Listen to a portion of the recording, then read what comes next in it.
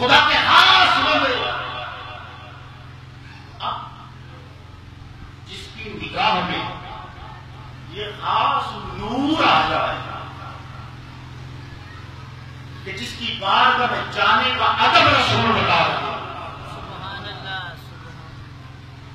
تو وہ نور تو صرف نگاہ میں ہے، جس کے فیض سے، جس کے کرم سے،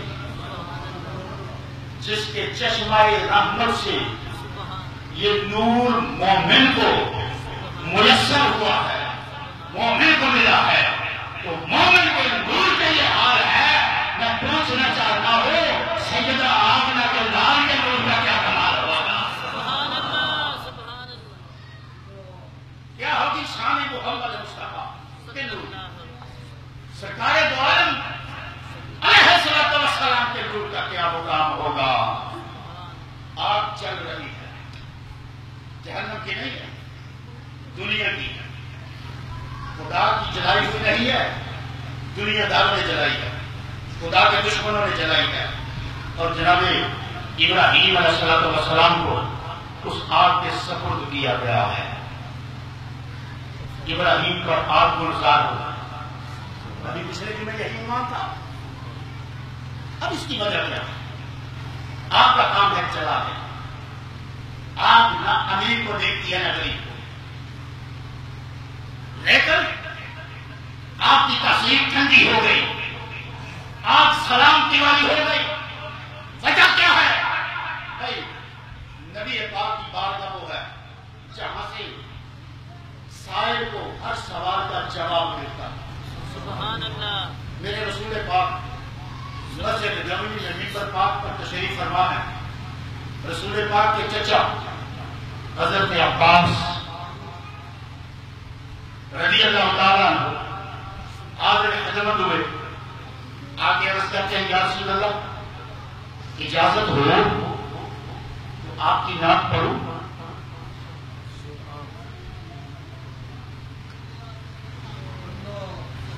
اگر آپ چاہیں تو آپ کا قصیدہ پڑھوں، اگر آپ چاہیں تو اس پیکر راہنار کی تعریف میں اپنی زبان سے کروں۔ نبی پاک نے فرمایا ہاں چچا، اللہ تیرے منہ کو سلامت رکھا۔ سبحان اللہ، سبحان اللہ، سبحان اللہ ہر اس منہ کو سلامت رکھتا ہے جو یاد کی تعریف میں کھلتا ہے۔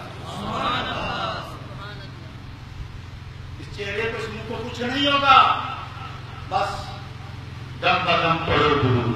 سبحان اللہ، ہر وقت اس زبان کو ذکر یاد سے تعارف ہو، تو اللہ تیرے منہ کو سلامت رکھے۔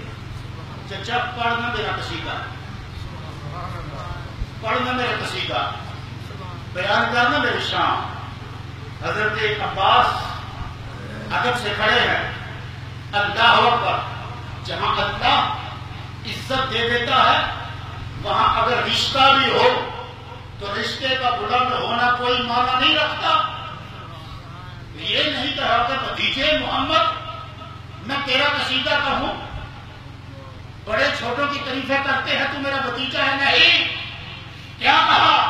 کہا یا رسول اللہ یہ رشتے پیچھے ہٹ جاتے ہیں، کیوں کہ یہ دربار رسالت جماعت ہے، یہ دربار محمد مصطفی ہے۔ کہا آقا میرے ملجا، میرے مولا، اے باعث تخلیق کائنات، اجازت ہو تو پڑھ دو نا۔ رسول پاک نے کہا ہاں چچا، ادب سے کھڑے ہو گئے، ادب کا عشق زیر آسمان، بس عرش نازک تک، اتنا نازک عرش بھی نہیں ہے جتنا نازک مصطفیٰ کا دربار ہے۔ یہاں بڑے بڑے اپنے سانس بند کر کے آتے ہیں کہ سانس کی آواز بھی اگر بلند ہو گئی تو بے ادبوں میں شمار نہ ہو جائے، بے ادبوں میں شمار نہ ہو جائے۔